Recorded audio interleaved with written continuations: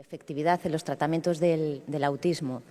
Desde el Comité Científico de AETAPI pensamos que era una buena idea reservar un espacio de este congreso para organizar una mesa sobre esta temática, ¿no? Porque pensábamos que la gran mayoría de nosotros, aunque llevamos muchos años trabajando en el mundo del autismo, seguimos teniendo muchas dudas y preguntas pues, sobre algunas prácticas, ¿no? que cada vez están más extendidas en nuestro país y sobre algunos tratamientos concretos o modelos de intervención. Entonces, pensamos que sería de gran ayuda contar con 3 expertos en la materia que, aparte de darnos su visión, pues nos ayudasen a resolver esas dudas que todos tenemos, ¿no? Eso es un poco la idea general de esta mesa, el abrir un debate y de la mano de 3 expertos, solucionar esas cuestiones o esas dudas que todos podemos tener todavía sobre la efectividad, ¿no? Sobre los paquetes de intervención o modelos específicos. En la mesa van a participar, en primer lugar, David Saldaña, después Margarita Cañadas y, por último lugar, Juan Martos.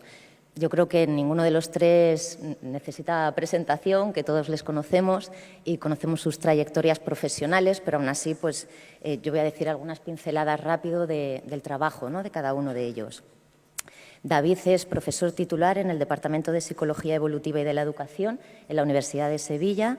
Investiga el desarrollo del lenguaje oral y escrito en poblaciones especiales o atípicas como los trastornos del espectro autista y es miembro del Laboratorio de Diversidad, Cognición y Lenguaje de la Universidad también de Sevilla. Margarita Cañadas es terapeuta ocupacional y antropóloga, directora de la Escuela Infantil y del Centro de Atención Temprana La Alquería de la Universidad Católica de Valencia, profesora de la Universidad Católica de Valencia y directora del Máster de Atención Integral a Personas con Discapacidad Intelectual. Juan Martos es mi jefe. Es socio fundador y director de Deletrea desde hace 17 años ya. Durante 25 años fue director del Centro Leo Kanner en Madrid y durante ese tiempo también junto a Ángel Rivier pues se encargó, ¿no? del servicio de diagnóstico y evaluación en la asociación AMNA en Madrid. Ha sido profesor asociado de la Universidad Autónoma y ahora es profesor colaborador en distintas universidades, pues tanto a nivel nacional como internacional. Yo creo que ya os voy a dar la palabra, como luego se me va a olvidar, daros las gracias a los 3 por participar en la mesa y pues como decía, empieza David, que nos va a empezar a hablar pues, de los últimos datos que tenemos sobre la evidencia en el tratamiento del autismo. Gracias. Bueno, gracias. Gracias por la invitación. Es un placer compartir mesa con las 2 personas que van a seguir después. Es una oportunidad y siempre, bueno, el Congreso de AETAPI no se lo pierde uno, o sea que en fin, es una oportunidad de venir y de ponerse al día y de estudiar, ¿no?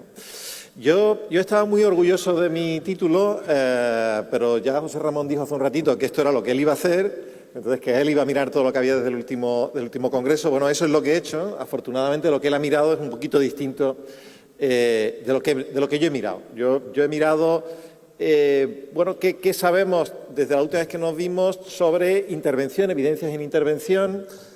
María lo ha hecho parecer como si ya tuviéramos la última palabra. En fin, yo digo ya la respuesta última. Hemos hecho mucho y todavía queda mucho trabajo, como es obvio, ¿no? Pero bueno, en esas estamos, ¿no? Esto, ahí va. Entonces, se ha hecho muchísimo y yo no vengo tanto a contaros los últimos estudios que prometen y que muestran cosas por donde podrían ir los tiros en el futuro, que de eso se está hablando bastante, sino qué tenemos un poquito consolidado. ¿Y qué tenemos consolidado? Quiere decir, ¿de qué podemos decir que hay evidencia? Porque un estudio, y esta es un poco la idea que os quería transmitir, un estudio no da la evidencia. La evidencia la da un conjunto de estudios siempre. Eso es lo que más peso nos da y es lo que andamos buscando. Y entonces, sobre quién se ha parado, sobre qué temas hay gente que se haya parado de decir, oye, espérate, vamos a poner un poquito de orden y vamos a mirar. Bueno, pues básicamente de lo que tenemos ahí, y lo resumiré, y mi idea es, bueno, pues todo lo que usted quiso saber sobre las últimas revisiones de los últimos 2 años en 15 minutos. Esa es un poco la idea, ¿no? ¿Qué tenemos? Pues tenemos más estudios de atención temprana, esto ya lo veníamos teniendo. Tenemos otra reevaluación del ABA, déjame que lo llame así pronto y rápido, o sea que, bueno, hay tradiciones en nuestro campo del autismo que parece que se mantienen, quiero decir, esta discusión sobre qué hacemos con esta metodología. Tenemos más información sobre el ámbito de las terapias musicales, alguna revisión interesante sobre el tema de las terapias grupales en habilidades sociales y tenemos alguna publicación interesante sobre las terapias que abordan las alteraciones sensoriales, lo cual era esperable que fuera apareciendo vista la relevancia que va teniendo esto en nuestro campo, ¿no? Bien, y siempre el enfoque es ¿qué evidencia, ¿no? Entonces, bueno, recordad de qué estamos hablando. La práctica basada en evidencia no es solo lo que yo voy a contar aquí. Es decir, que para que uno haga práctica basada en evidencia tiene que tener un buen juicio clínico o profesional, si queréis en términos generales. Hay que tener en cuenta lo que el usuario, el paciente, las personas quieren. Hay que tener en cuenta el contexto de intervención. O sea que yo voy a hablar de un trocito pequeño, pero importante, que es cuál es la evidencia del conocimiento científico, de los estudios que están hechos. Pero esto no quiere decir que el profesional, por tanto, no tiene nada que decir. El profesional tiene que decir muchas de las otras cuestiones para que al final aquello sea práctica basada en evidencia. Yo hablo de una parte. Y esa parte viene tradicionalmente catalogada según un sistema que vosotros habréis visto aquí, que es el sistema de etiquetas que voy a utilizar, que ahora me estoy dando cuenta que esto se parece a lo de los alimentos, ¿no?, que van a lanzar. ¿Cómo de recomendable es? Bueno, pues esto está sujeto a tantas críticas como lo de los alimentos, pero bueno, sirve, tiene algo, ¿no? Entonces, este gradiente lo que nos viene a decir es, mirando los estudios, cómo de seguro podemos estar de las conclusiones que nos presentan esos estudios. Es decir, esto no es cómo de buena es una intervención, pero cómo de seguros podemos estar de lo que hay ahí. Y esto va de alto a muy bajo. Si es alto, podemos estar bastante seguros que lo que los estudios nos están diciendo es confiable. Si nos dicen que hay un efecto de alguna intervención sobre algo que queramos trabajar, la conducta adaptativa, seguramente es verdad que ese tipo de estudio lo tiene. Normalmente esto viene porque se han hecho varios estudios muy buenos en este campo. En la otra punta lo que tenemos es que probablemente lo que este estudio nos ha dicho no se corresponda 100% con la realidad. Os lo voy a decir de otra manera. Si yo estoy mirando un estudio y la evidencia que tengo es baja, es que es muy probable que el siguiente estudio me diga una cosa distinta o que dentro de 3 años me esté desdiciendo de lo que acabo de contar. Entonces, esto es importante. Ya, pero esto en efectos prácticos, a la hora de intervenir, ¿qué quiere decir? Y un poco yo, intentando pensar en cómo formular esto, pensaba, bueno, en realidad, cuando uno hace una intervención, y estamos hablando sobre todo de intervención psicoeducativa, psicológica, educativa, en fin, no estamos hablando de intervención farmacológica, esto es como un camino que yo hago con alguien, para el cual yo tengo unas herramientas, pero yo apoyo a esa persona en ese camino. Y lo que quiero saber es cómo de seguro es por donde voy a transitar. Y ese camino normalmente tiene un puente, y ese puente es mi intervención. Y quiero saber cómo de sólida es. Si la evidencia es alta, quiere decir que estamos hablando de un puente como el que tenemos aquí. Lleva muchos años construido, está muy bien, en fin, que ahí se mantiene, ¿no? Si es moderada, tenemos que pensarlo en términos de un puente sólido, pero hombre, que se mueve un poquito, del estilo de lo que tenéis ahí. Es decir, que ahí, en fin, aquello parece que uno no se va a caer, pero realmente hace un poquito de viento, aquello da un poco de miedo y tal, ¿no? Si es bajo, estamos hablando de unas circunstancias un poquito más difíciles, es decir, cruza bajo tu propia responsabilidad, tú verás. Tú verás quiere decir que seamos extremadamente cautos porque es posible que no lleguemos al otro lado. Puede ser que sí, puede ser que no. Y si es muy bajo, sinceramente, el riesgo, no sé si se ve bien ahí lo que tenéis, pero aquello era un puente. Entonces, y esto es importante tenerlo en cuenta, esta es la previsión de la que hablamos. Bueno, pues dejadme que vaya por estos campos que hemos visto antes y os diga un poquito de qué conclusiones o en qué punto se encuentra el trabajo. Lo bueno, en atención temprana cada vez hay más estudios. Tenéis ahí un gráfico del número de estudios tal cual se va haciendo. Veis que aquí, bueno, estos son los artículos publicados, van cada vez a más. Y en la revisión más reciente, estudios más o menos en condiciones, tenemos en modelos conductuales unos 6, 12 los combinados, 11 los modelos sociopragmáticos, o sea que hay tenemos un poquito de todo. ¿Cuál es la evidencia por edades para alguna de estas cosas? No me voy a detener en cada uno de ellos porque muchos de estos además tienen un componente familiar importante y Margarita va a entrar aquí. Pero lo que sí sabemos es que empieza a haber estudios bastante sólidos, bastante bien hechos. La mayoría del impacto, claro, es sobre la interacción en el contexto de la familia.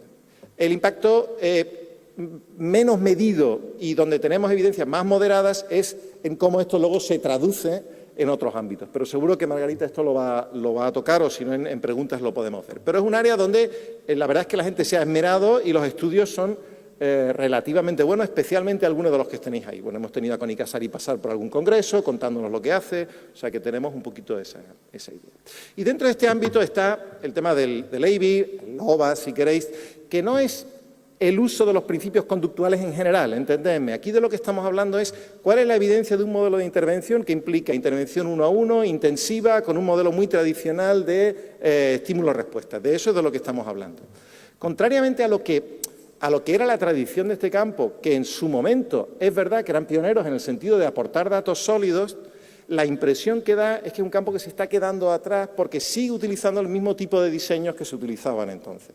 Y entonces los diseños que le exigimos ahora a la mayoría de los estudios y a la mayoría de las intervenciones, no podemos decir que contemos con ellos para este tipo de intervención. Por tanto, aunque hay mejorías, la evidencia que tenemos de que esas mejorías son sólidas es o baja o muy baja, lo cual, bueno, no quiere decir que no haya que seguir haciendo esfuerzo y la gente que está interesada en ese campo no tenga que trabajar así y tenga que buscar, producir esas evidencias, pero parece que en cuanto a aportar datos, pues como que se ha quedado la cosa un poco atrás. Dentro de eso, pues ahí tenéis algunas mejoras.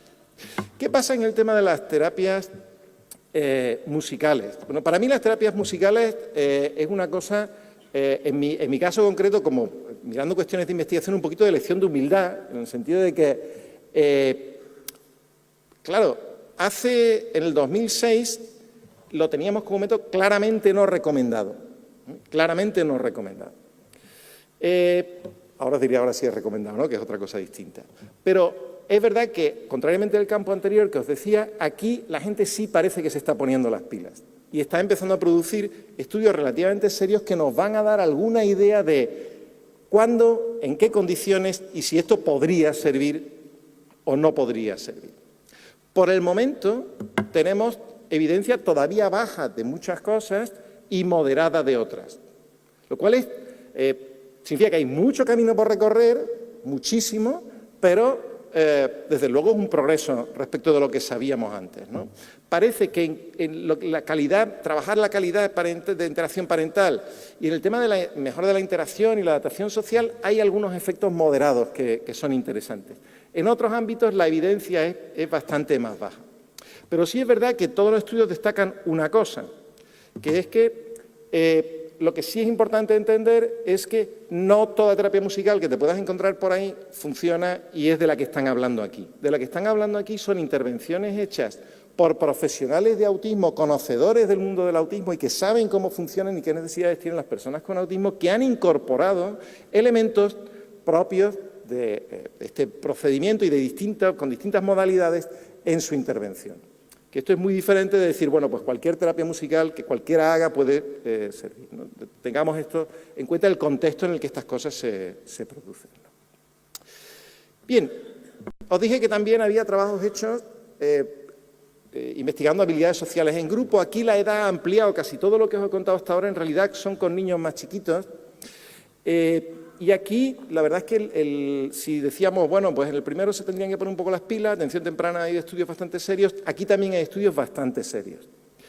Y quizás lo que vais a encontrar no les sorprenda a casi nadie, pero bueno, está bien verlo confirmado, ¿no? Y la idea básicamente es que, en conjunto, si tú miras estos estudios, estamos consiguiendo que las personas con autismo comprendan lo que tienen que hacer en los entornos sociales. Si tú le preguntas qué es lo que tendría que estar sucediendo, qué estás haciendo, es decir, si usas medidas de autoinforme, se observa un impacto grande de las intervenciones. Si tú le preguntas a las familias, que están en contacto directo con ellos, pero que además están en contacto directo con las intervenciones y saben que su niño va a una intervención, las familias que te dicen, está mejorando algo, hay un impacto mediano. Si le preguntas a los maestros, que ni saben quién va a una intervención grupal, ni no va, ni nada, ellos te muestran un impacto nulo. Lo cual nos tiene que hacer pensar. La idea sería que es posible que estemos consiguiendo que sepan lo que tienen que hacer, pero de ahí a que lo hagan va un trecho. Y probablemente, en fin, te digo esto, probablemente para el que está en la clínica o en la intervención o en educación no es una sorpresa grande, pero bueno, lo interesante es saber que al menos sí estamos consiguiendo un mayor conocimiento social, que eso sí es importante en sí mismo.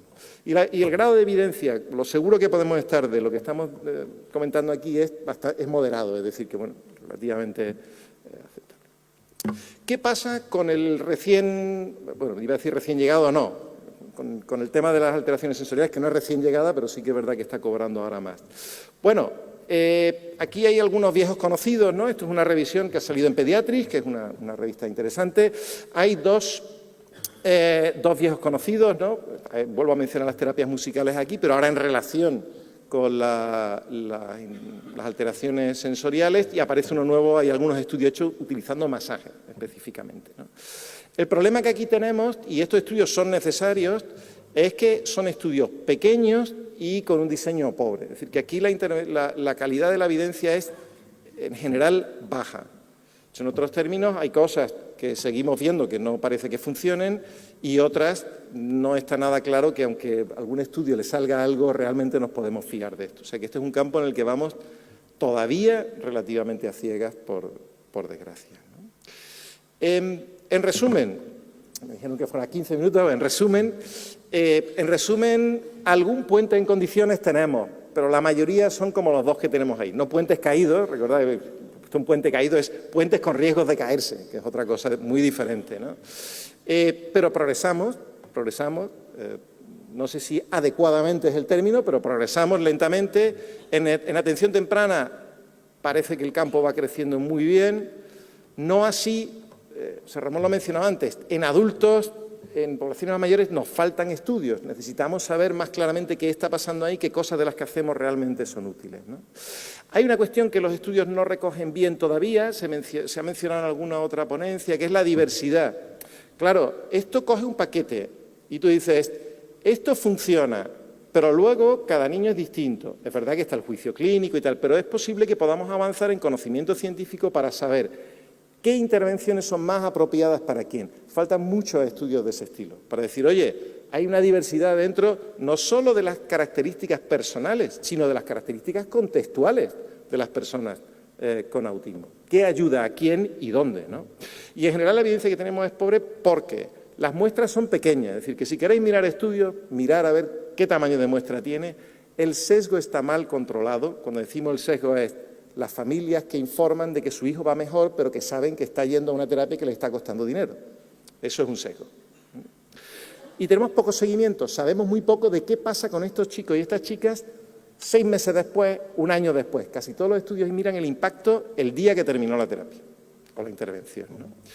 Bueno, y alguien puede decir, bueno, vale, muy bien, y mientras tanto, ¿yo qué hago? ¿Qué hago con esto? Mientras tanto, el problema es tener que apoyarte en los otros elementos. Yo diría que hay dos cosas importantes mientras tanto. Humildad y transparencia.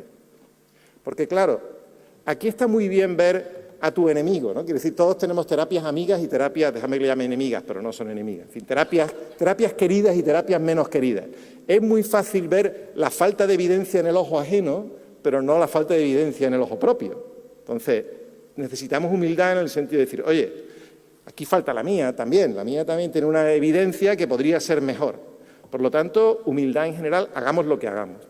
Y lo segundo es transparencia. Transparencia con nosotros mismos, pero transparencia con las familias y con los usuarios y con las personas con autismo.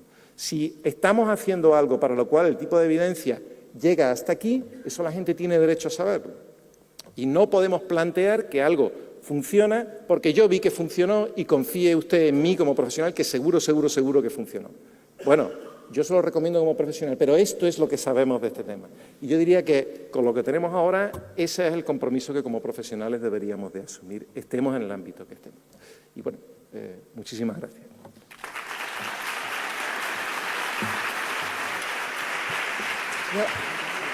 Ahora. O sea, luego va a haber un turno de preguntas para que pues, todos podáis plantearles las dudas que tenéis, pero yo ahora a colación de algo que has comentado, pues sí que me gustaría lanzarte una pregunta ya, ¿no? Y no te dejo descansar. Que es que has mencionado un poco, pero o sea, lo que ha quedado claro es que no hay un método universal que sea válido para todas las personas con autismo y que se necesita más investigación, ¿no? Y eso es lo que dicen las investigaciones, pero en la práctica yo creo que se venden o se publicitan o se difunden algunos programas o algunos paquetes de intervención como universalmente válidos y como con una eficacia total, ¿no? Y creo que eso está haciendo pues, que algunos profesionales nos obsesionemos más con formarnos en un método que con formarnos en el autismo. Entonces, cada vez, o sea, la pregunta es, ¿qué riesgos hay? El hecho de que las intervenciones las lleven a cabo especialistas en un método, pero que no tienen la formación previa y profunda en autismo que se necesita, ¿no? O sea, que digan, soy especialista en este método, pero no soy especialista en TEA. Y creo que eso está ocurriendo cada vez más, ¿no? Que nos obsesionamos con ser especialistas en un programa de intervención. Y desde mi punto de vista, eso tendría que ser como un segundo paso. Primero ser especialista en autismo. Entonces, la pregunta es, si tú crees que eso está ocurriendo en España, ¿qué riesgos tiene que seamos especialistas en un método y no en el autismo? ¿Y qué consejos nos darías pues, para no caer, no obsesionarnos los profesionales con eso, ¿no? Te he hecho 3 preguntas, no una, pero claro, van en la misma línea. Sí. Hombre, quiero decir, riesgo, en tanto en cuanto... Claro, hemos pasado de que éramos el grupito de los de autismo, que prácticamente casi todo el mundo, hasta que ahora, claro, la propia explosión de la población en sí hace que haya mucha más gente alrededor, para empezar. Con lo cual, eso yo creo que es verdad que atrae legítimamente a especialistas que dicen, oye, yo he hecho algo toda mi vida que creo que funciona, quizá yo pueda servir de ayuda a esta gente, ¿no? O a esta comunidad, ¿no? De la que yo no formo parte. Y el ejemplo que daba antes de la terapia musical creo que es muy al caso de esto, ¿no? Es decir, bueno, pues hay una tradición larga de gente haciendo musicoterapia para distintas cosas, algunas de las cuales hay evidencia de que funciona, otras no hay tanta evidencia que funcione. Y claro, el acercarte y todo indica que realmente, para tú poder realmente aplicar lo que es la intervención basada en evidencia, recordar las 4 patas, las otras 3 patas no salen del método. O sea, tu juicio clínico, le estoy llamando aquí juicio clínico, pero el juicio que un educador tiene, vamos a ver, juicio clínico, tu juicio profesional, quizás sea la palabra más apropiada. Tu juicio profesional no te lo puedo dar un método, te da tu formación de la comprensión de las necesidades de estas personas, del haber aprendido a acompañarlas, de los valores que esa comunidad trae, que no son pocos.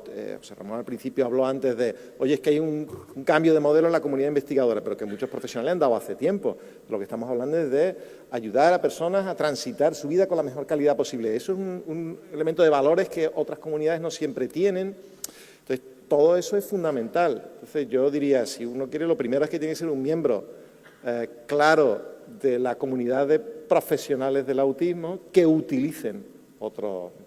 Es verdad que luego un riesgo que también tenemos es el contrario, que a veces nos pasa. Bueno, pues voy a picotear de aquí, de aquí, de aquí, porque como yo sé mucho de autismo, pues hago 3 actividades de esto y 2 de lo otro. Que eso también hay que tener cuidado porque, bueno, hay intervenciones que funcionan según qué condiciones, pero ese es un riesgo diferente, ¿no?, del que tú me estás preguntando. Pues perfecto, muchas gracias. Muchas gracias. Ahora va a hablar Marga, que nos va a hablar sobre los modelos centrados en la familia. Bueno, yo en primer lugar quiero agradecer a la organización del Congreso, a Salva y a todo el equipo de Astrade por invitarme. Y bueno, que para mí la verdad es un placer volver a Cartagena. Yo empecé a trabajar aquí hace 21 años y además yo soy de Murcia, aunque vivo en Valencia. Entonces, bueno, estar aquí es un placer el encontrarme con la familia y con paisanos. Y agradecer a todos ustedes también, ¿no?, que estén compartiendo el Congreso con nosotros.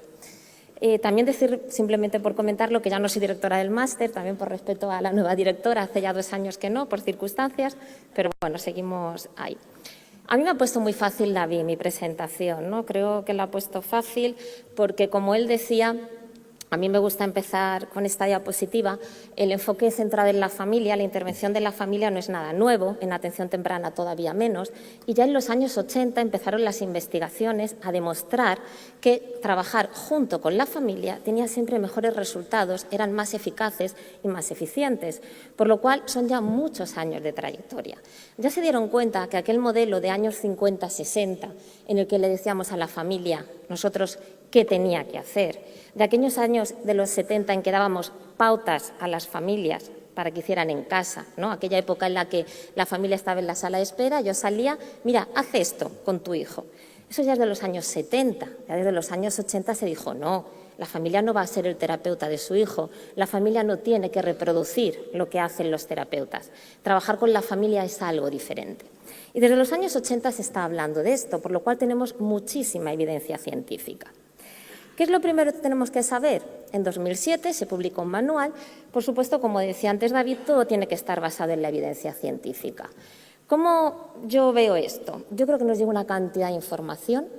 Para empezar, a las familias le decimos mucho, no busques en Internet. No busques en Internet. Si somos realistas, ¿cómo no van a buscar en Internet? Si yo hoy lo primero que he hecho es buscar qué temperatura iba a hacer en Cartagena hoy. Yo no voy a buscar algo que me dices que tiene mi hijo. Ya estoy haciendo mal diciéndoles que no busquen. Quizás lo difícil es saber dónde buscar. A ver, ahora. Porque lo difícil es saber de dónde beber y cómo beber. Y esto es lo que muchas veces nos ocurre también a los profesionales, que es lo que estaba comentando David. ¿Dónde está la evidencia de cómo debe ser el trabajo con la familia? Yo creo que como referencia, hace poco, en 2017, se publicó un artículo muy extenso, de más de 60 páginas, en el cual se explica unos materiales que surgieron hace ya os digo un año. Los podéis encontrar tanto el artículo de manera gratuita como todos los materiales, los hemos traducido al español, unos materiales de cómo tenían que ser las prácticas cuando trabajamos con las familias. Este documento hace una revisión de más de 1000 artículos, revisiones científicas, metaanálisis, etcétera, etcétera, y a raíz de eso han sacado unos materiales prácticos de cómo los profesionales deberían estar trabajando con la familia, lo que significa realmente trabajar con una familia. Incluso vienen vídeos, vienen también materiales para la familia. Seguramente ya conocen todas estas formaciones. ¿Por qué? Pues porque tanto ECTA, que es hoy en día a nivel mundial el instituto de investigación más potente en atención temprana y en evidencia científica, ahí es donde está el Frank Porter de Odon, simplemente ellos son 300 personas trabajando, 60 investigadores dedicándose exclusivamente a investigar sobre este tema, saben que hablan de 27 evidencias en la intervención de personas con autismo y lo que han hecho ahora es decir, vale, ¿y cómo llevar eso a la práctica? Todos hemos dicho, yo trabajo con familias, ¿no? El niño no viene solo, sobre todo en atención temprana, pero ¿cómo hay que trabajar? Hay formaciones como la de IRIS, como la de AFIR, que son módulos que son gratis, se hacen en Internet y cada una de estas evidencias, el de familia en concreto, todas, pero el de familia pues te explica claramente qué significa trabajar con la familia, cómo hay que hacerlo, incluso te permite una autoevaluación y te sacas un título por Internet. IRIS también tiene estas formaciones y las prácticas recomendadas de DEC, de la Asociación Americana, también nos van a hablar sobre este tema. Y bueno, ¿realmente qué es eso de trabajar con la familia? DANS lo explica claramente. En 2018 también hay una formación online gratuita para formarse de qué significa trabajar con la familia. Él habla de lo que llamamos la capacity building. ¿Qué es eso? Bueno, trabajar con la familia no es hacerles terapeutas de sus hijos. Trabajar con las familias es fortalecer sus capacidades y desarrollar las competencias que ellos tienen. Pero, por supuesto, cuando las familias ponen en práctica unas estrategias, no podemos olvidar que hay un profesional junto con la familia, que lo que va a hacer es de coach, de facilitador, de proveedor de la información. Y juntos lo que van a encontrar es qué estrategias poner en la práctica en el día a día. ¿Por qué? Bueno, pues yo no podía hablar de familias sin contar con las familias. Las investigaciones vienen realmente de lo que nos han dicho las familias. ¿Y cómo te lo explican la familia? Pues porque cuando hablamos de que a veces las familias no aceptan, no ve lo que le pasa a su hijo, y por eso es mejor que yo trabaje primero con el niño, con el niño, ¿no? Y luego ya cuando lo acepte, está en una fase de aceptación, no es fácil, ¿no? Pues claro, hay que entender lo siguiente, y es que para cualquier familia, cuando nace su hijo, por mucho que yo diga que tiene autismo, perfecto, sí, tiene autismo, pero para mí, mi hijo va a ser el mejor y es el rey, y yo lo que veo es a mi niño, a mi ilusión que yo tengo. ¿Y qué ocurre?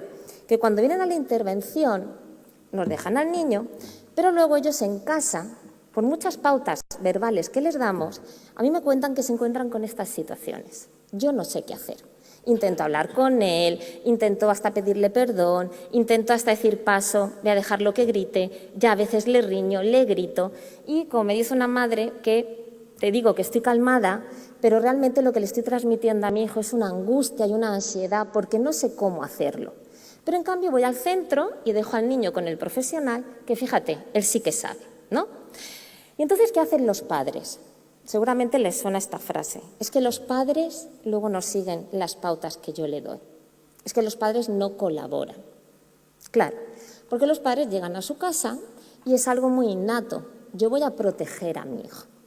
Y sí, yo lo veo que está pintando, lo veo que no para, lo veo que no está quieto, yo lo voy a llevar a la terapia, pero en casa no sé lo que hacer. ¿Qué hago? Lo protejo, ¿no? Como esos papás que dicen, no le estaremos sobreprotegiendo, bobadas, ale niño, ya te puedes ir a jugar al parchís. Es algo innato del ser humano. Incluso se ven que dicen, sí, tú me dices que yo salga a comprar con mi hijo, pero luego los papás me sacan estas imágenes y me dicen, yo voy 3 días a un centro de atención temprana, 4, qué bien, pero resulta que luego para ir al supermercado lo tengo que dejar en casa porque si no mi vida es esta. Es un caos. Incluso me encuentro con situaciones que realmente es que no sé cómo manejar. Ahora, eso sí, yo iré al centro de atención temprana 3 o 4 sesiones, porque eso es lo que mi hijo va a necesitar. Y le sigues preguntando y dices, sí, me dan pautas de conducta, pero yo cuando llegue ese momento en casa me llego a plantear esto. Porque sí, muy bonita la teoría que me dan, pero luego yo no sé hacerlo. Y claro, muchas veces lo que decimos es que el problema soy yo como madre, ¿no? Los padres me dicen, el problema soy yo como tengo un hijo con autismo, pues tengo que ir yo a terapia, mi marido también, mis otros hijos también, porque no aceptamos, no entendemos y no sabemos. Y entonces te ves a toda la familia haciendo hoy el mindfulness para poder relajarse, pero el niño, eso sí, yo voy corriendo para llevarlo a un centro y al final dicen, pero es que me encuentro así, es que el mindfulness lo hace él conmigo. Y no solo eso, sino que veo que otra vez, una vez más, conmigo no puedo y entonces lo que hago es que me voy a que otra persona haga lo que yo no puedo hacer. Claro, cuando decimos que los padres no colaboran, eso habría que planteárnoslo, ¿no? Porque a un padre decirle que no colabora cuando dice yo voy a un centro y voy como loco para no tardar y poder ir al centro, pero luego, claro, es cierto que llegan a casa y como han estado todo el día corriendo, pues es verdad que no colaboran, porque yo le digo que su rol es muy importante, pero hacen lo que pueden, porque tampoco tienen estrategias para hacer nada.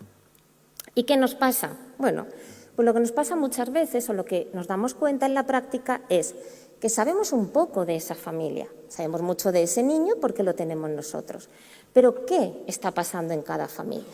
¿Qué sabemos de cada familia? Trabajar con familias no es solo hablar con los papás. Dance lo explica muy bien cuando habla de Capacity Building. En este curso previo que habéis dado estos días lo decían, trabajar con la familia no es solo decirle lo que tiene que hacer, no es darle pautas y menos en una sala de espera. Trabajar con la familia es trabajar junto a ellos, es explicarle cómo se lleva a cabo una estrategia, que ellos quieran ponerla en práctica, ver cómo la ponen en práctica y, por supuesto, dar feedback. Es la manera en la que todos aprendemos. Tenéis esta checklist que llamamos no guías para ver cómo trabajar con las familias. Incluso el coaching. Seguramente todos sabemos hoy en día lo que es un coach, pero en atención temprana habla muy bien de que lo que tenemos que hacer cuando trabajamos con las familias no es solamente decirle lo que tiene que hacer, eso es un error. Tenemos que, junto con ellos, poner nosotros en práctica la estrategia. Nosotros, los profesionales, ellos vernos, necesitan algo, ¿no? Cuando nos ven, luego hacerlo ellos y nosotros darle un feedback. Toda la evidencia que hay sobre el cómo trabajar con familias no es solo hablar con papás. Eso es caer en un gran error. Y una vez más, ¿cómo lo cuentan los padres?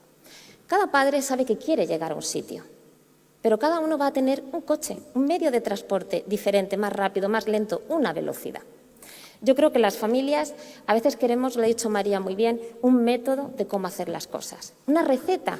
Y dices, no, cada familia se merece un prêt-à-porter. Se merece un traje a medida y eso es lo que tenemos que hacer. Y trabajar con la familia es eso, ¿dónde quieres llegar?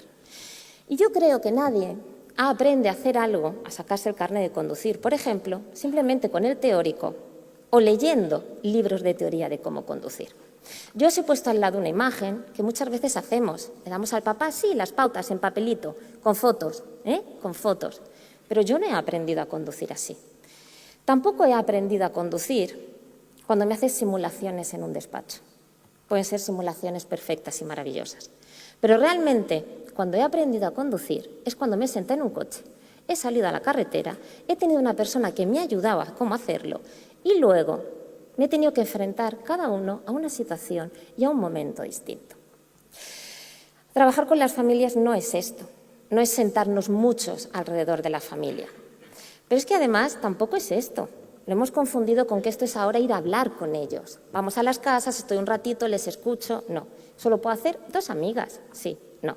Trabajar con la familia es estas imágenes. Yo estoy con la familia.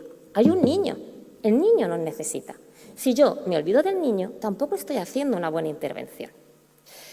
¿Y para qué? Pues para empoderar a la familia. Y empoderarla, a mí, por más que busco, no encuentro mejor frase que esa. Es hacerle ver a la familia que no es llegar antes quien va más rápido, sino saber dónde va. Empoderar a una familia no es hacer profesional a la familia. Es que la familia, que es la que más sabe de su hijo, junto conmigo, que yo sé cosas de autismo, de intervención, ¿no? Juntos vamos a ver dónde vosotros queréis llegar con vuestro hijo o hasta dónde podéis llegar. Esta imagen, ya no sé por qué, bueno, ahora. A mí me parece también muy representativa, ¿no? Es decir, ¿hasta dónde quieres llegar hoy? Si realmente queremos hacer un plan centrado en la familia, lo que deberíamos de plantearnos es esto. Cada familia, ¿dónde quiere llegar? Y nosotros ayudarle en el camino. Muchas gracias.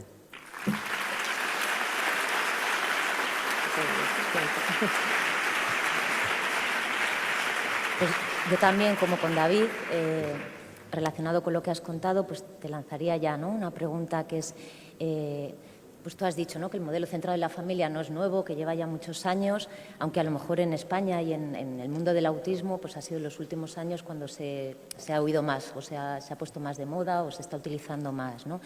Y a la vez que se hace más difusión de estos programas, pues también están saliendo voces críticas con el tema de la responsabilidad que dejamos en los padres, ¿no? Que muchas veces les hacemos pues que lleven a cabo estrategias muy complicadas, un poco lo has contado tú, ¿no?, sin tener la formación, el entrenamiento ni la supervisión suficiente. Entonces, ¿qué condiciones tiene que cumplir, aunque las has nombrado, ¿no?, pero para que quede como muy claro qué condiciones tiene que cumplir esos modelos centrados en la familia para no dejar todo el peso en los padres ahora o pues eso, hacerles responsables de todas las decisiones educativas, y si hay algún estudio o alguna investigación que nos esté diciendo cuál es exactamente o cómo debe ser la formación de los padres y la supervisión posterior, o sea, la frecuencia, el tiempo, el contenido, o sea, que se guíe un poquito más sistemáticamente esa parte, ¿no?, de apoyo a la familia. Bueno, a ver, la práctica centrada en la familia realmente es algo transversal a muchos modelos de intervención. Yo creo que es un punto más, como ¿no?, decía antes David, de esas 27 evidencias que sabemos que funcionan. Y realmente cada vez las formaciones están más en eso, en cómo hay que trabajar con la familia.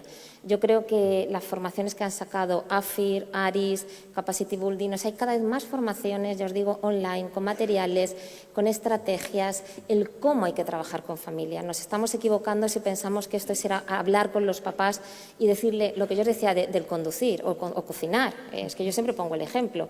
No podemos ahora creer que pasamos de estar solo con el niño y darle una pauta al papá por escrito, ahora simplemente pensar que contándote algo vas a saber hacer una estrategia. Y luego lo de sobrecargar a los padres realmente es un error de concepto. ¿Por qué? Porque, bueno, igual de sobrecargados te dicen que a veces se sentían cuando iban corriendo de una terapia a otra. Antes lo decía José Ramón, prueban a veces 7, 8, 9, 10 profesionales. Pero luego, en cambio, no se solucionaba esa circunstancia que tenían en casa con sus hijos. ¿De acuerdo? Entonces, lo importante de la práctica centrada en la familia es el respeto. Yo creo que eso es básico. ¿Y el respeto qué significa?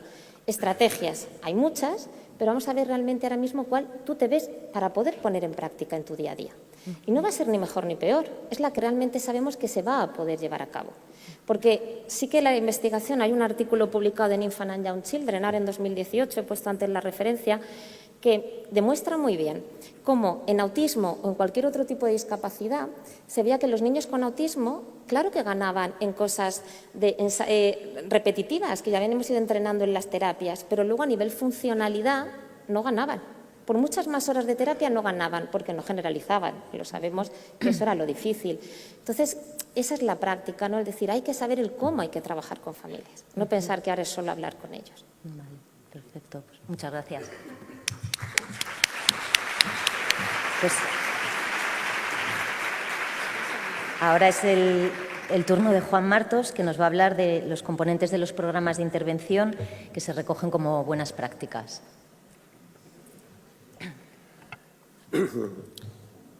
Buenos días. Gracias a ETAPI por volver a reencontrarme con compañeros de hace tiempo. Gracias a mi compañera María, ¿no? A mí, María me demandó que hablara de componentes concretos de los programas de intervención que se recogen en las buenas prácticas, ¿no? O que se recogen como buenas prácticas. Y me alegro de coincidir, aunque no lo hayamos hablado previamente, con David, con la imagen esta del puente, ¿no? Porque creo que es muy clarificadora, ¿no?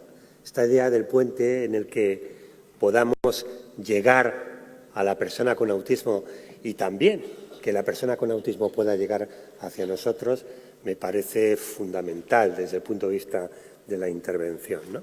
Claro, en la intervención esos dos pilares, esos dos son fundamentales. Uno de ellos es un conocimiento en profundidad de lo que es psicología del desarrollo, ¿no? Esto es, si nos queremos acercar a hacer un trabajo apropiado en el campo del autismo y en el campo de cualquier tipo de discapacidad, tenemos que tener una formación muy seria en este ámbito, ¿no? Y otro aspecto fundamental, otro pilar fundamental de esa intervención tiene que ver con el conocimiento del autismo desde dentro. Las propias personas con autismo nos vienen diciendo desde hace muchos años qué es lo que tenemos que hacer y frecuentemente nos olvidamos de esto, ¿no? En esta construcción de este puente que nos permita llegar hacia el autismo o que el autismo llegue hacia nosotros desde el punto de vista de su comprensión, de su funcionamiento psicológico, hay una figura esencial que es lo que yo he venido a llamar, no aparece ahí con mucha claridad, ingeniero del desarrollo. No aparece la palabra debajo, pero es un ingeniero del desarrollo, ¿no? Y ese ingeniero del desarrollo tiene que tener este tipo de materias en su formación profesional. Conocer aspectos que tienen que ver con la estructuración y la anticipación. Esta es una materia obligatoria, ¿no? Otra materia obligatoria es conocer también sistemas y procedimientos de previsión y de cambios ambientales, es decir, poner en marcha situaciones, ¿no? Sistemas, ¿no? Que permitan pues dar a las personas con autismo poder manejarse apropiadamente con este tipo de cambios que pueden ocurrir a lo largo de sus actividades cotidianas. También otra materia obligatoria son sistemas para la regulación y la autorregulación, especialmente para la autorregulación emocional. Y como hemos visto antes con José Ramón Alonso, la verdad es que es muy importante para el circuito de la recompensa que las personas con autismo estén tranquilas y que se hagan cosas que les conduzcan a estar en un estado de bienestar, ¿no? Por supuesto, otra materia tiene que ver con los sistemas alternativos de comunicación y una buena comprensión de cómo es el desarrollo del lenguaje, tanto en su aspecto o en su vertiente expresiva como comprensiva. Otra materia también obligatoria tiene que ver con que hay que abordar la intervención desde una perspectiva lúdica de relación, desde una perspectiva de crear experiencias positivas, desde una perspectiva en la que la persona con autismo se sienta bien, ¿no?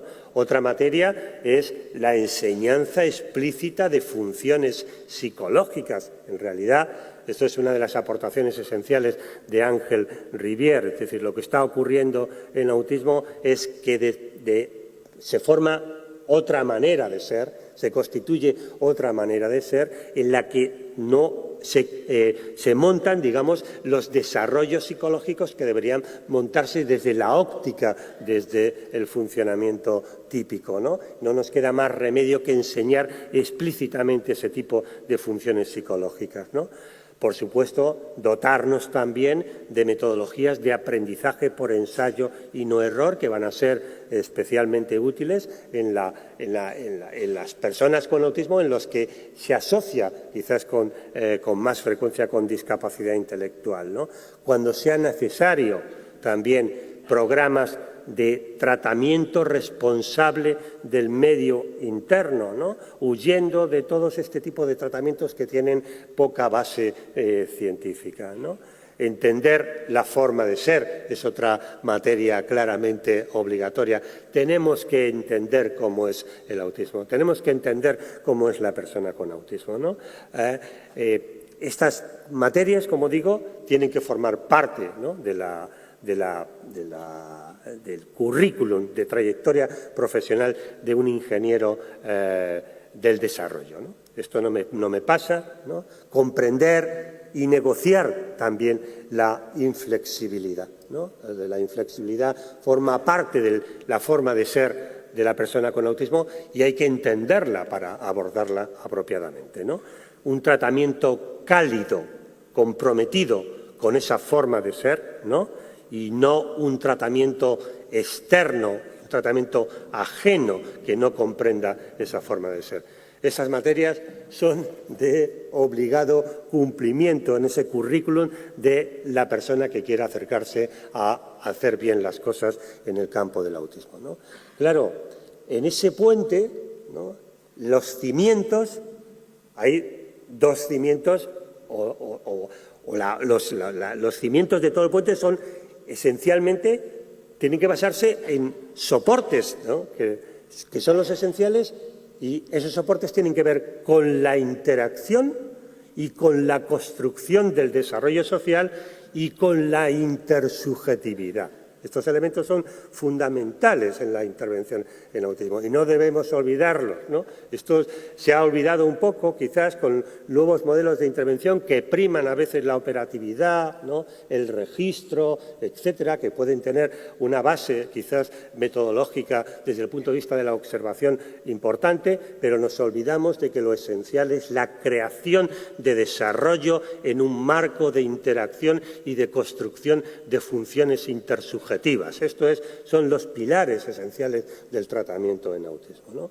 Y para concretar quizás de una forma un poquito más específica algunos de esos componentes de los programas, ¿no?, en algunos de los ámbitos de intervención, por ejemplo, en el ámbito de la percepción, pues es importante que observemos cuidadosamente, que proporcionemos medios de expresión, que diseñemos programas para incrementar el nivel de tolerancia. En el ámbito de la atención, por supuesto, fomentar programas de atención conjunta, partiendo de sus focos de interés. Por supuesto, dar preferencia al procesamiento de las vías visuales. En el ámbito del establecimiento de secuencias, estas secuencias en contextos que sean significativos para ellos, su casa, como ha comentado Margarita, el colegio y en todos y cada uno de los contextos en los cuales se desempeñe la persona con autismo. Favorecer la capacidad de predicción y anticipación, utilizar sistemas visuales para este tipo de capacidad, ¿no? En la memoria, proporcionar aprendizaje de estrategias para recordar las cosas de una manera significativa, ¿no? Y esto se hace precisamente mediante el establecimiento de secuencias en los contextos significativos, fortalecer la memoria visual, vincular el recuerdo basado con el significado, construir autobiografía en las personas con autismo. Desde el punto de vista del juego simbólico, en muchos casos puede ser mucho más oportuno aprender a usar los juguetes de modo no repetitivo o incrementar la habilidad en un repertorio variado de actividades de ocio o aprender también las reglas sociales de algunos juegos y cuando hay competencia simbólica, por supuesto, llevarla hasta sus últimas posibilidades, incrementando la imaginación. En la imitación, introducir formatos interactivos basado, como digo, esencialmente en este pilar que tiene que ver con la interacción. Formatos que además que impliquen elementos de funcionalidad, con conductas que sean significativas y conductas que sean funcionales, ¿no? En introducir un enfoque de solución de problemas en la enseñanza y explícitamente enseñarle a tener respuestas alternativas distintas a las que puedan plantearse en la solución de un determinado problema. Enseñanza explícita de ese tipo de estrategias. Favorecer la exploración activa desde el punto de vista de la motivación y la mediación social. Aprender y a colaborar en tareas de aprendizaje, aprendizaje de estrategias específicas para mejorar las competencias de interacción. En el lenguaje, un enfoque esencialmente pragmático, cuidando el nivel de abstracción de los códigos con los cuales nos manejamos. No siempre hay que introducir en un primer momento pictogramas. A lo mejor tenemos que manejarnos con un nivel de representación mucho más bajo de esos códigos, ¿no? Utilizar, por supuesto, formas pictóricas y favorecer explícitamente la experiencia narrativa, ¿no? Y con los problemas de conducta, esencialmente un enfoque de tipo preventivo. Es mejor que no ocurran los problemas de conducta y, sobre todo, recogiendo también lo que decía antes José Ramón Alonso, promocionar esencialmente la estabilidad emocional. Gracias.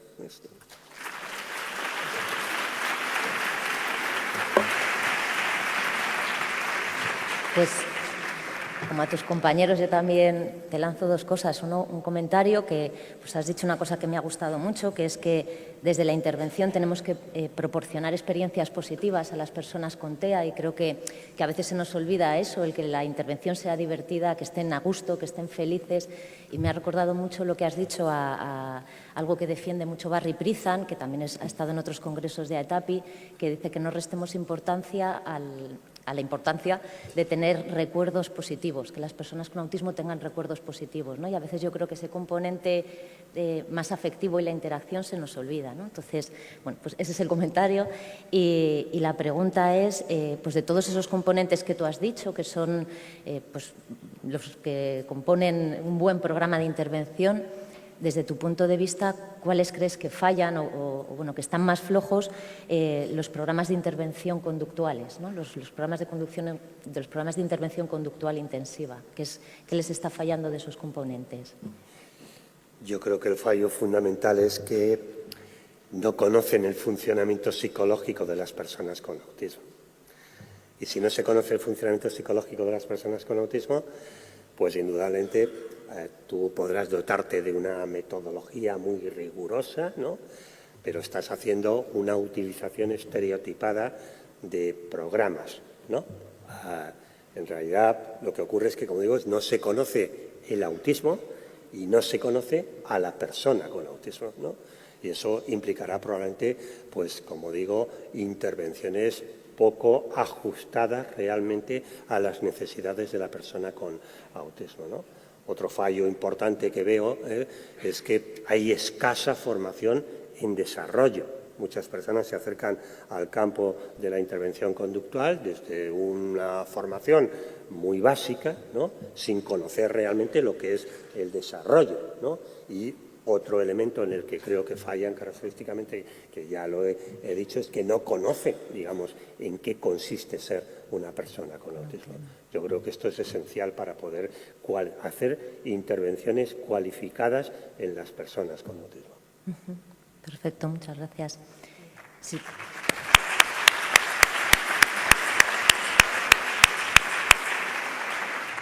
Si queréis, abrimos ya el turno de preguntas para que les planteéis cuestiones. Yo, mientras que llegan las preguntas, tengo otra que para David o para Juan, porque David, tú también lo has nombrado, es qué riesgos hay si los profesionales utilizamos enfoques un poco eclépticos, ¿no? O sea, si adaptamos pues unos principios de algún método, otros principios de otro, para ajustarnos más a las necesidades y a las características del niño. ¿Eso es realmente malo si somos tan tremendamente flexibles? O, bueno, y si lo es, ¿qué riesgos hay?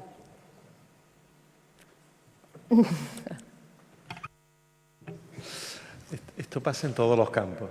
Quiero decir que esto de voy a pillar de aquí, de allí, ¿no? Entonces, en realidad no tiene una respuesta fácil porque es hasta qué punto y cuánto. Porque, claro, yo creo que si conoces bien un programa de intervención, probablemente eso lo puedes hacer. ¿Por qué? Porque sabes qué aspectos son nucleares que no puedes tocar y que son los que hacen que funcionen y qué aspectos no. Lo que suele suceder, me parece que no es exactamente esto. Lo que suele suceder es que uno ve un programa de intervención en el que a lo mejor no está profundamente formado además y dice, oye, pues la unidad que tienen aquí sobre para trabajar vocabulario está muy bien, voy a coger esas actividades. Pero a mí no me gusta cómo trabajan aspectos de flexibilidad, así que eso lo voy a hacer de otra manera. Claro, si estamos hablando de un paquete, no de procedimientos de intervención, sino de un paquete, normalmente ese programa tiene un hilo conductor y no es importante muchas veces que se haya trabajado una unidad u otra unidad. Lo importante es el estilo y el elemento que se mantiene ahí en todo.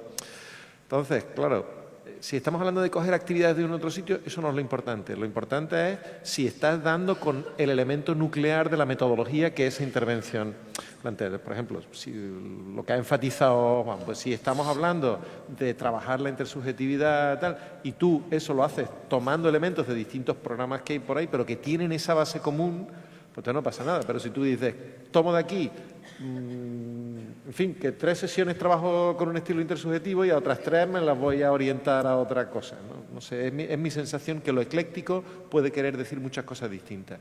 Si quiere decir preservar el alma de un programa, entonces no pasa nada. El problema es cuando descuartizas el alma y entonces pues ya no hay, valga el símil religioso. Sí, yo estoy de acuerdo con lo que está diciendo David. Yo creo que puede ser válido, ¿no?, incorporar, ¿no?, estrategias o técnicas de distintos programas, siempre y cuando no perdamos el foco, ¿no? El problema puede estar en que se pierda el foco, ¿no? Si perdemos el foco, ¿no?, y nos ceñimos solo y exclusivamente a, digamos, al vestido del programa, pero no al contenido esencial de la intervención, pues ahí sí podemos estar cometiendo algún tipo de error, ¿no? ¿Hay preguntas?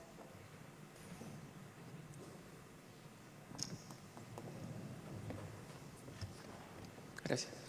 Buenos días, mi nombre es Sebastián, vengo desde Chile, así que un saludo desde Sudamérica junto a mi compañero que viene desde Perú. Les tengo para introducir la pregunta, un ejemplo con la analogía de los puentes que puede serles útil tal vez. En Chile se construyó un puente elevadizo que se llama Caucau. El punto fue que cuando fueron a instalar el puente estaba puesto al revés. Entonces no servía. Y cuando se intentó investigar qué había pasado entre los muchos factores, se dieron cuenta de que la supervisión es lo que había fallado principalmente. ¿A qué voy con esto? Mi pregunta es, ¿cómo influye la metodología con que se investiga en la validez de un método? Esa es mi pregunta. En la validez de un método. Que no le he pillado bien. ¿Cómo influye la metodología en la valoración de un método? No estoy seguro si la pregunta quiere decir sobre cómo influye el modo en que se desarrollan los estudios para estar seguros si esas conclusiones son válidas. El punto es que, claro, porque a veces me pasa que cuando leo un estudio y el estudio dice que efectivamente ese método sí funciona, y cuando uno empieza a mirar cómo se hizo el estudio, uno pone el foco en la metodología de investigación o efectivamente los resultados del método. No sé si me logro explicar bien. Sí, creo que sí, y creo que es esencial. Sí, es esencial. Es decir, que mi recomendación normal, lo que yo he presentado es decir, normalmente lo más fácil y lo más seguro es porque alguien ha hecho ese trabajo por ti, es ir a una revisión donde alguien ya ha mirado eso. Pero si uno se encuentra con un estudio directamente, que entiendo que la pregunta va por ahí, y quiere decir, oye, vale, esto está muy bien, sé que solo hay uno, pero por hacerme una idea de, en fin, de por dónde van las cosas. A ver, la prueba del algodón y el estándar de oro ahora mismo son los estudios de doble ciego aleatorizados, que son difíciles y costosos de hacer. ¿Qué quiere decir eso? Quiere decir un estudio donde se reúnen algunas características, solo voy a decir algunas. El que te toque o no la intervención que estamos evaluando se decida al azar. Por ejemplo, no vale que en una escuela el maestro del aula A diga, a mí me gustaría abordar este método, y el del aula B diga, bueno, a mí no me importa hacer de control, pero a mí no me metas en líos. Porque ya hay un sesgo, obviamente. Quien evalúa el impacto de aquello debería ser diferente de la persona que interviene. Esto también es difícil de conseguir y no debería de conocer qué niños han entrado en una intervención en otra. Es decir, que si yo le aplico a mis niños una intervención y yo les evalúo, yo sé quién estuvo en la intervención de control y quién estuvo en la intervención que quiero evaluar. Es más, yo sé lo que quiero que salga. Eso es otro sesgo. Y esto no es una cuestión de honestidad. Todos los investigadores tienden a ser honestos, salvo algunos que de cuando en cuando consiguen salir en las primeras páginas de los periódicos. Pero la mayoría, estos son sesgos involuntarios que cometemos todos, son sesgos humanos. Y un sesgo humano es el sesgo confirmatorio, por ejemplo. Si alguien tiene una idea preconcebida de que los jóvenes de hoy en día se comportan muy mal y peor que los de antes, se le vendrán a la cabeza muchos ejemplos y se dará cuenta cada vez que vea a un niño que se comporta mal. Pero no estará pensando en todos los otros niños que se comportan bien. Porque eso es el sesgo que tenemos los humanos. Entonces, estos son garantías que nos imponemos para no dejarnos llevar por la tendencia natural y humana de ir en el mundo buscando sentido y confirmándolo. Pero ese es el tipo de métodos que necesitamos mirar. Es verdad que hay un debate grande sobre qué pueden aportar otros métodos y cada vez contamos con pautas más específicas sobre, por ejemplo, cómo se puede hacer bien un estudio que solo pueda contar con algunos casos aislados. Por ejemplo, si yo tengo solo un chico o 3 que van a intervenir, ¿cómo lo puedo hacer bien? También hay maneras de hacerlo bien. Tampoco son fáciles de ejecutar.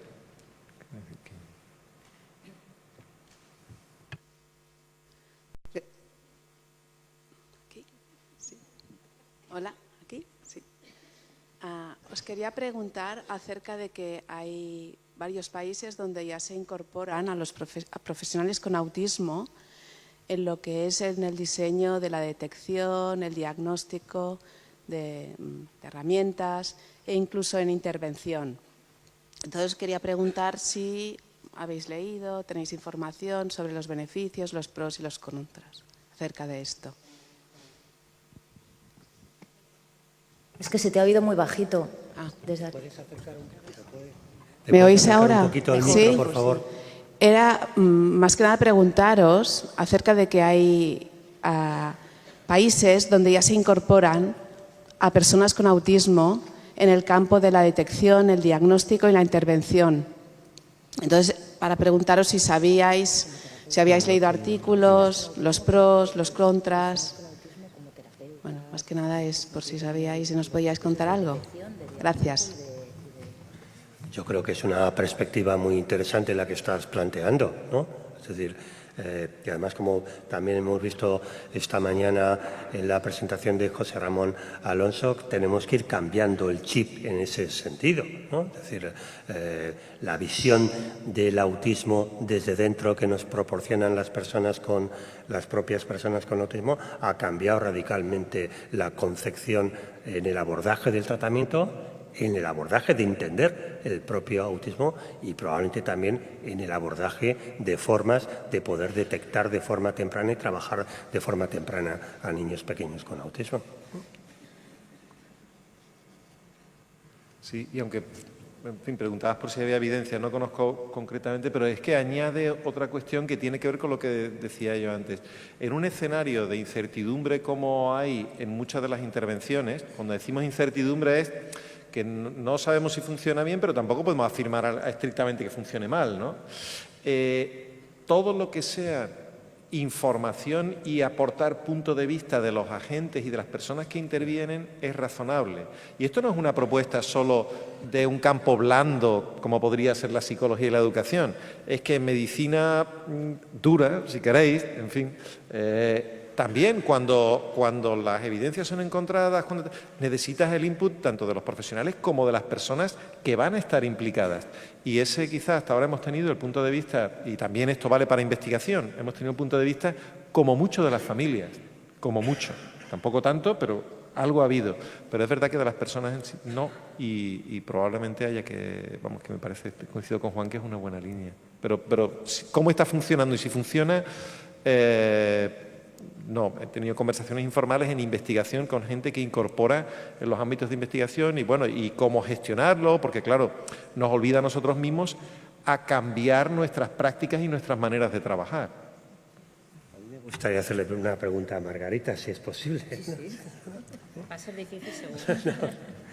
No, claro, los nuevos modelos un poco de tratamiento centrados en la familia pueden implicar costes económicos muy diferentes de los que actualmente se utilizan como modelos de tratamiento en nuestro país, ¿no?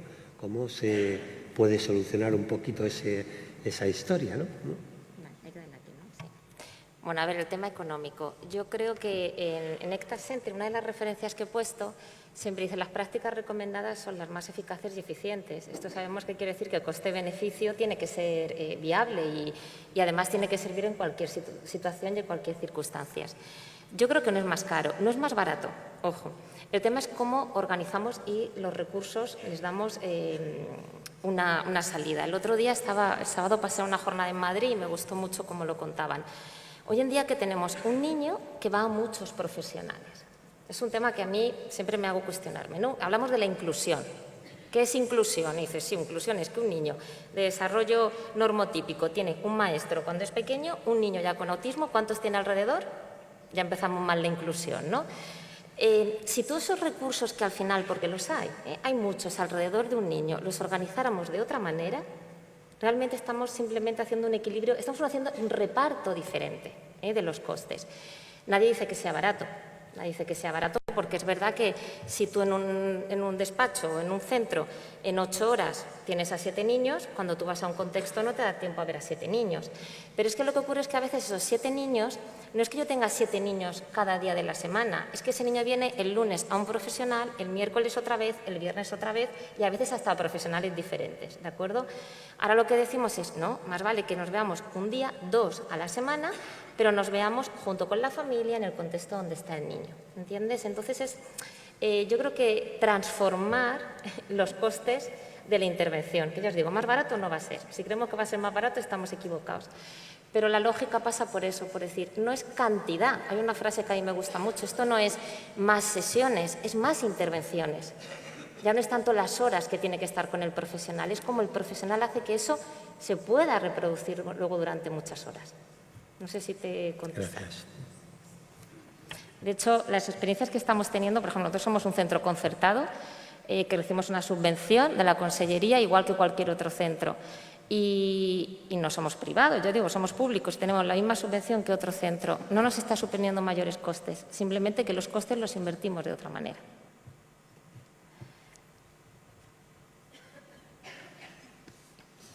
¿Hay más preguntas? Sí, yo.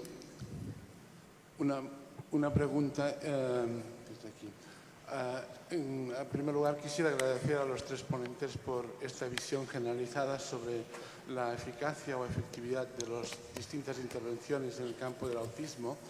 En general hemos visto que, desafortunadamente, la evidencia aún es muy limitada y muy baja, con lo cual nos genera mucha incertidumbre sobre lo que debemos hacer.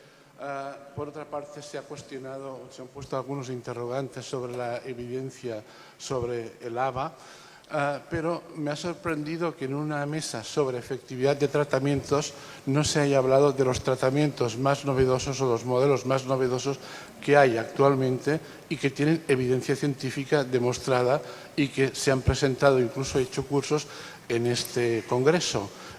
No sé si se me escapa, hay alguna razón por la cual no se ha hablado de la efectividad de estos tratamientos. Gracias.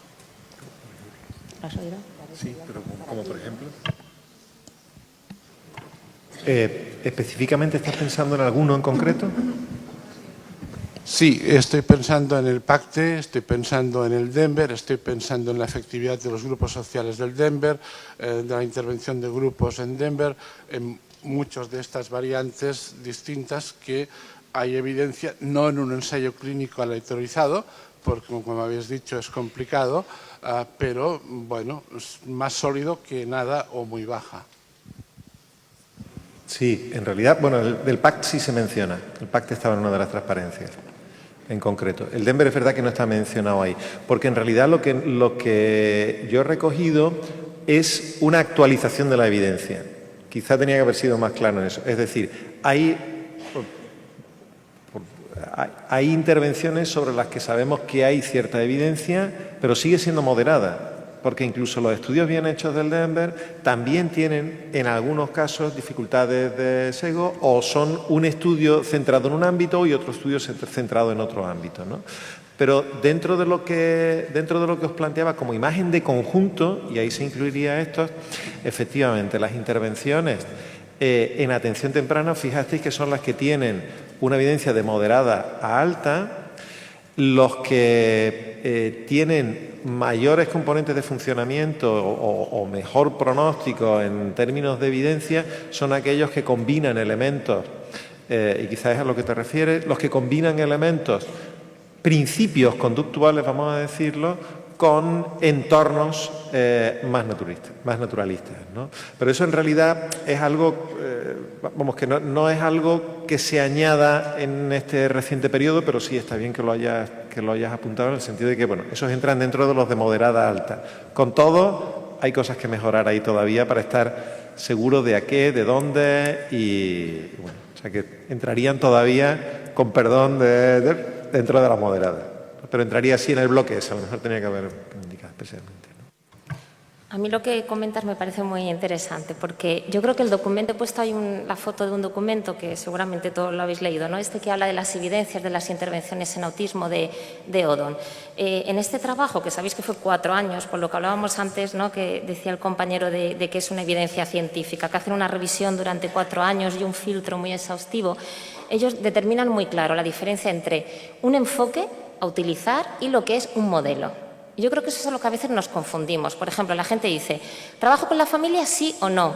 Yo es que en mi modelo no, hago otro modelo. No, trabajar con la familia está dentro del PAC, es lo que él decía antes, ¿no? Hay 27 evidencias que sabemos que son importantes a la hora de trabajar. Ahora, ellos dicen muy claro, estos son enfoques, evidencias, tú ahora tienes modelos. El Denver de ahí ha cogido muchas de esas evidencias, el PAC ha cogido muchas de esas evidencias, pero ya el modelo es cuando tú vas cogiendo cositas y lo pones en práctica y demuestras que eso funciona.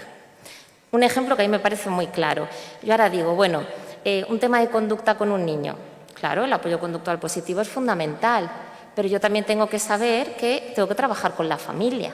Entonces, yo utilizo esos dos enfoques, familia y el apoyo conductual positivo, y ahora coger y tirar y hago este modelo en concreto que si quieres le pones David Saldaña de nombre, pero tiene unas evidencias previas, ¿de acuerdo?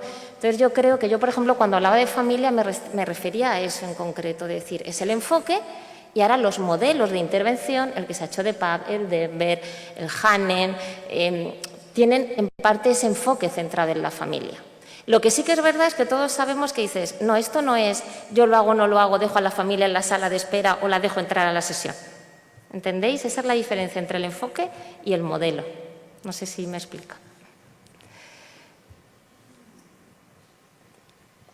Hola, estoy por aquí al principio. Bueno, agradeceros a los tres, por supuesto, y a María por moderar así de bien esa mesa de gente tan sabia. Yo no sé si es una reflexión para compartir, no solo con Marga, sino con todos los que estáis ahí y los presentes. Me da la sensación que cuando hablamos, porque está de moda, hablar de prácticas centradas en familia, de prácticas recomendadas, y estoy totalmente de acuerdo con toda la visión de Juan de la formación tan importante.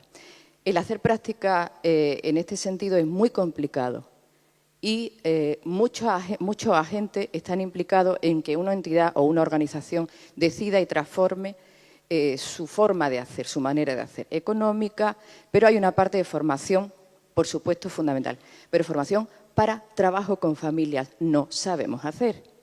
No estamos tan formados en cómo acercarnos a un entorno que no es nuestro centro de atención temprana o nuestro gabinete, sino que es la casa de una familia con toda la diversidad que eso implica.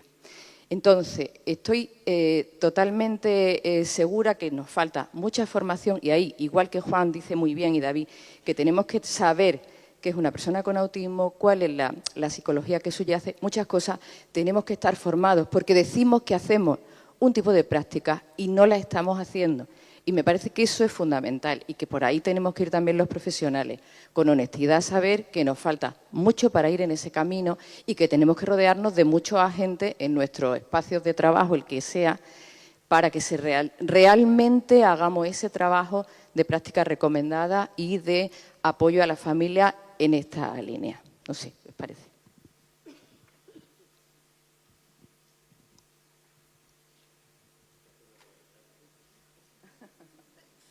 Estoy completamente de acuerdo con lo que estás planteando.